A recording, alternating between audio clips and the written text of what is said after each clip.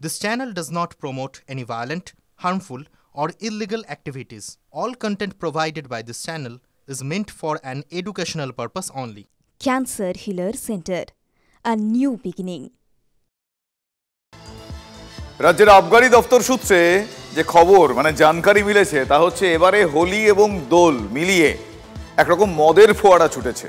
তার ফলে সরকারের ভান্ডারে লক্ষ্মী লাভ হয়েছে ভালো। সুরার নেশা যে কেমন ছড়িয়েছে সেটা জেলার কয়েকটা ছবিতে স্পষ্ট। ধূপগুড়িতে মদ্যপ অবস্থায় হাসপাতালে রোগীকে পেটানোর অভিযোগ খোদ উর্দিধারীর বিরুদ্ধে। জলপাইগুড়িতে আবার মাতাল অবস্থায় পুলিশের গাড়ি চালানোর অভিযোগ সামনে এসছে। জানি শুরু হয়ে গিয়েছে আবার রাজনৈতিক চর্চা। ফলে মদের ফোয়ারা ভালোই চলেছে, উল্টো দিকে লক্ষ্মী লাভও ভালোই হয়েছে।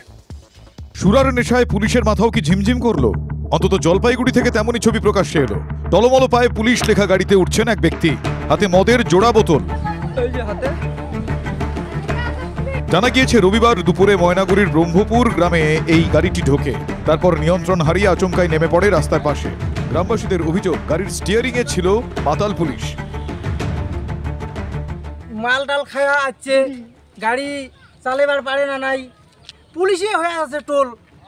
গাড়ি টাড়ি অল্টে দিয়া তো গাড়িটা কোন জায়গায় পাল্টি খাইছে? গাড়িটা এই পুকুরে বাড়ি। শুক্র থেকে রবি উত্তরবঙ্গের এই জেলায় 3 দিন ধরে চলছে হোলি। রঙের উৎসবে সুরাপ্রেমীদের দৌলতে আবগারি দপ্তরের লক্ষ্মী লাভও হয়েছে ভালোই। তারই কি প্রতিফলন এই ছবি? মদের বোতল হাতে পুলিশের গাড়িতে ওঠার এই ভিডিও সোশ্যাল মিডিয়ায় ছড়াতে সময় লাগেনি। সোমবার জলপাইগুড়ির পুলিশ সুপার উমেশ খান্ডওয়ালের অবশ্য দাবি এটা রবিবারের ঘটনা। ভাড়ার গাড়ির চালক তার বাড়িতে গাড়িটি নিয়ে যাচ্ছিলেন, কোনো পুলিশ কর্মী গাড়িতে ছিলেন না, এই গাড়িটি কোনো ডিউটিতেও ছিল না। জলপাইগুড়ির পুলিশ মাতলামির অভিযোগ খারিজ করে দিচ্ছে, কিন্তু টলমল পুলিশের মাতব্বরির ছবি তো প্রকাশ্যে এসেছে।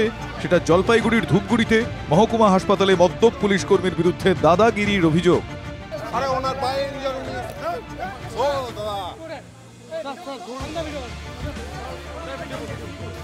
রবিবার রাতে দুর্ঘটনায় আহত এক যুবককে হাসপাতালে নিয়ে যান তার বন্ধুরা।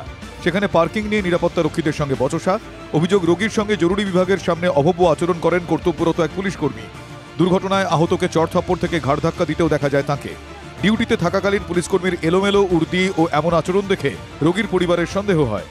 আমাকে নিয়ে আসে, তোরা কোথায় রিপোর্টার? কার্ড দেখা দে না। এমন অবস্থা, ওনার পোশাকও এলোমেলো, পুরা মদ্যপ অবস্থায় আমাকে এমনকি বুকেও ঘুষি মারে, চড়থাপ্পড় মারে, আমাকে ঘাট ধরে টেনে এসে নিয়ে যাচ্ছে। এটাই তো প্রথম নয়। এবছরের 8ই মার্চ খাস কলকাতার মেডিকেল কলেজে ডিউটিরত পুলিশ কর্মীকে জরুরি বিভাগের সামনে কার্যত গড়াগড়ি খেতে দেখা গিয়েছিল। মদের নেশায় জড়িয়ে গিয়েছিল কর্তব্যরত সেই পুলিশ কর্মীর কথাও। এইভাবে ডিউটি করেন আপনি এখানে? না, আমার ডিউটি অন্য জায়গায়। আরজিকর কাণ্ডের পর সুপ্রিম কোর্টের নির্দেশে হাসপাতালের নিরাপত্তায় পুলিশ কর্মী মোতায়েন করা হয়। কলকাতার পর জেলা সরকারি হাসপাতালেই মদ্যপ পুলিশের এমন আচরণে খড়গহস্ত বিরোধীরা। রাতের বেলা তো বেশিরভাগ পুলিশ অসুস্থ দেখা যায়। মানুষের বাইক আটকে নিয়ে মুখের মধ্যে পরীক্ষা করা হয় মদ খেয়েছে কিনা। পুলিশ আধিকারিকদের পরীক্ষা করাইতে হবে আগামী দিনে যে সে সুস্থ আছে কিনা। সুস্থ থাকলে তবে ডিউটি করা উচিত। কোনো যদি এরকম ঘটনা ঘটে থাকে খুবই দুর্ভাগ্যজনক, এরকম না ঘটাই ভালো। ধূপগুড়ির ঘটনায় এসডিপিও গেলসন লেপচা জানিয়েছেন, ঘটনার তদন্ত করে দেখা হচ্ছে, সিসি ক্যামেরার ফুটেজ খতিয়ে দেখা হচ্ছে। সুরার নেশায় যেখানে পুলিশই বেসামাল, সেখানে আমজনতা ও নেশার ঘরে বেলাইন। এই যেমন রায়গঞ্জের মোহনবাটি, সেখানে মদের দোকানে তাণ্ডব চালিয়ে লুটপাট করে মদ্যপ যুবকরা। খবর সংগ্রহ করতে গিয়ে আক্রান্ত হতে হয় সংবাদ মাধ্যমকে।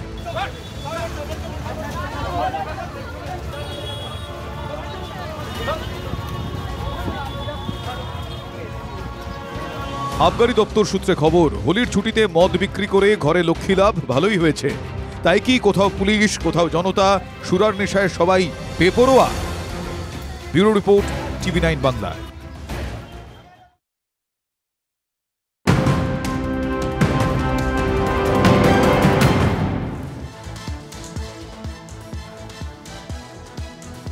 বাংলাদেশের সংখ্যালঘু নির্যাতনের বিষয়ে মার্কিন গোয়েন্দা প্রধান তুলসী গাবারের বক্তব্যের তীব্র প্রতিবাদ বাংলাদেশ সরকারের।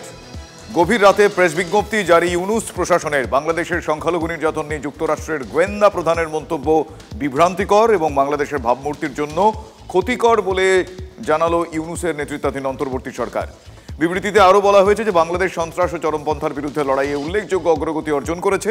তুলসী গেবারের মন্তব্য নির্দিষ্ট কোনো প্রমাণ বা গ্রহণযোগ্য তথ্যের ভিত্তিতে নয়, বরং এটি একটি সার্বভৌম রাষ্ট্রকে অন্যায়ভাবে ভুলভাবে উপস্থাপন করে। বাংলাদেশ দৃঢ়ভাবে এই ধরনের ভিত্তিহীন প্রচেষ্টাকে প্রত্যাখ্যান করে, এরকমই উল্লেখ রয়েছে বিবৃতিতে।